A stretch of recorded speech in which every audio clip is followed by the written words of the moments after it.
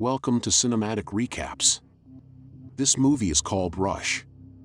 The movie is about the true story of a great sporting rivalry between James Hunt and Niki Lauda. The story follows their distinctly different personal styles on and off the track. It's set against the sexy, glamorous golden age of Formula One racing in the 1970s. Sit back and enjoy to see what happens. At the 1976 German Grand Prix at the Nürburgring, the movie begins. James Hunt and Niki Lauda have long been viewed as rivals, though Niki Lauda is unsure and does not understand why. Two of them and the other competitors take off around the track as the race begins. 6 years earlier, James Hunt enters a hospital while sporting a grimy clothing and a bloody nose. Everyone is in a state of shock when he announces himself. Gemma, a sweet nurse, cares for him. She attends to a crowbar-inflicted cut on his abdomen that was caused by another man. They had a fight with the man's wife, he says to Gemma. He only reveals what she wanted him to when she asks what he done, and he offers to show Gemma. Cut to them having multiple sexual encounters at home. When James needs to meet his team for a Formula 3 race, he drives Gemma to the Crystal Palace circuit. Gemma is worried when Johnny starts throwing up, but she is reassured that he does this before every race. James then notices Niki Lauda approaching for the first time. Niki and James start the race, with James coming out on front until Niki flips out and his motor overheats. Niki confronts James afterwards and calls him an asshole, but James and his friends laugh him off. Niki reveals that he comes from a political and economics background. In order to join a Formula One racing team, he approaches his father for a loan, but he declines. Niki uses a loan he personally obtains from the bank to pay for his entrance. He has his own car built as quickly as he thinks it ought to be, and he has racer Clay Regazzoni demonstrate how much faster it is than the team's earlier vehicle. In exchange for a position on the team and a 2-year contract despite being a rookie, Niki persuades boss Lewis Stanley to let him enter with his own automobile. Later, Regazzoni runs into Niki and informs him that he saw him conversing with the attractive track manager. He tells her that her previous partner was an eternal fucker who was also mad and a racer. James was there. James receives a brand new race car from Hesketh Racing, which he adores. Now that they are driving for Formula One, he drives it to Watkins Glen. There is an accident, which makes James anxious and ultimately causes him to vomit. When he encounters a model by the name of Susie Miller in the Hesketh garage, he starts to see himself racing. The two get married quickly after meeting. James learns that Niki is going to drive for Ferrari after the wedding. Niki is spotted behind the wheel of a Ferrari and calls it a piece of junk. Later, he makes a formal commitment to the group. Following that, Regazzoni drives Niki to a party while Niki remains outside. He notices a stunning woman leaving the area. Marlene Naus is her name. She agrees to take him along after he requests a ride. Up until the car breaks down in the middle of the road, he criticizes the automobile and her driving while they are traveling.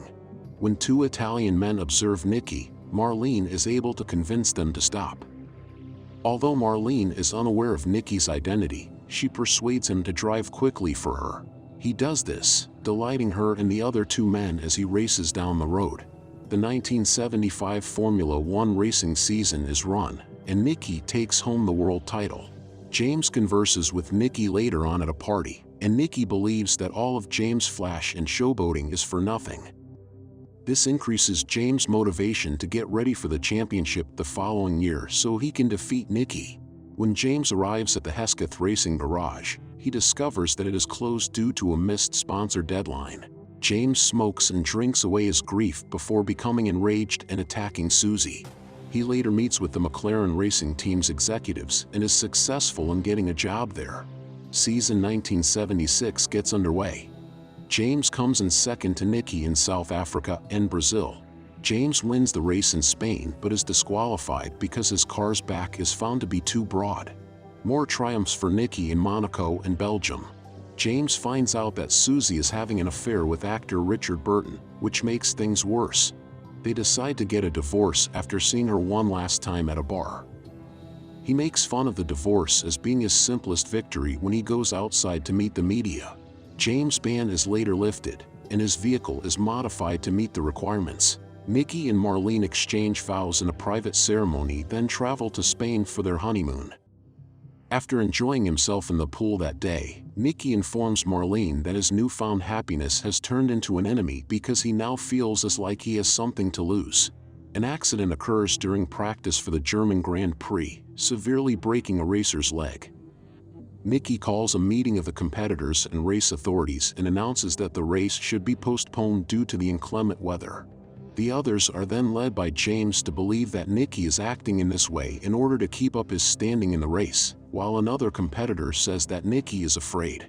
Niki acknowledges his fear since the rain makes it more likely that he will perish outside, but he also knows that everyone else feels the same way. Despite the fact that some participants voted to cancel the race, the majority decides that it should proceed as scheduled. James and Niki both have rain tires on for the whole of the race, but they are both obliged to switch them out at the pit stop because the track quickly dries out. Niki's car breaks a suspension arm on the third lap, sending him flying off the track and into a wall, whereupon the vehicle catches fire.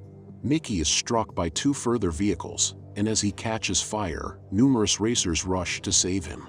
6 physicians and 34 nurses care for him in the hospital where he is brought, and it is revealed that his condition is worse than first thought. Over the radio, Marlene learns of this information. Niki makes a full recovery in the hospital over the course of 6 weeks despite having third-degree burns on his face and toxic gases in his lungs. His top of his skull is deformed, and his lungs have been vacuumed out. He stays the entire time, watching James race and rack up more points. Niki tries to put his helmet back on when he is able to get up, but it hurts because of the burns on his face. Marlene begs him to stop, but he responds that she should let him continue if she loves him. In the race course, Niki reappears. James greets him and claims that he attempted to send him a letter while he was in the hospital and that he is sorry for what transpired. After seeing him race on television, Niki responds that James is also to blame for putting him back behind the wheel. Niki responds to inquiries about his rehabilitation and wants to go on racing during a press conference. How did his wife feel when she saw his face? One reporter inquires. Niki responds that she advised him to use his right foot instead of his face to operate a vehicle. Niki responds, "Fuck you," to the reporter's subsequent question about whether he believes his marriage will suffer as a result of his disfigurement. After the press conference, James approaches the reporter and repeatedly hits him in the face for the inquiry before admonishing him, "Ask your wife how you look when you get home." Prick. It rains more heavily in Japan than it does in Germany for the final race at the Japanese Grand Prix. James and Niki recognize one another before the race begins by waving and nodding to one another. As the race progresses, Niki pulls ahead of James, but James starts to consider Marlene. To avoid endangering his life once more, he withdraws from the race and rejoins his wife. James keeps racing in the challenging conditions, but when the rubber on his tires begins to wear out, he is compelled to make a late pit stop. The scoreboard displays his 5th place finish as he completes the last lap, indicating that he did not win the title. He reportedly came in 3rd place, which gave him the victory. Niki and Marlene board a chopper and fly away as he celebrates his victory. He replies that he is okay when she asks if he is because he has no regrets. James keeps up his playboy lifestyle and product endorsements after winning. He visits an airfield in Bologna, Italy, in search of Niki, who has started flying airplanes. It was inexcusable for James to take all those risks, and Niki seems to imply that he would have won if he had continued the race. Niki informs James that his discovery of an enemy was a significant accomplishment before he departs. James grinned before following his pals back. Towards the end of the movie, a small clip of the actual James Hunt and Niki Lauda appears. James retired 2 years after that, according to Niki's second narrator. James was one of the few people Niki admired and was still the only person he envied when he passed away at age 45 from a heart attack. And that is the end of this movie. I hope you enjoyed it. Make sure to like, subscribe, and turn on the notification bell for daily updates of movie recaps like this.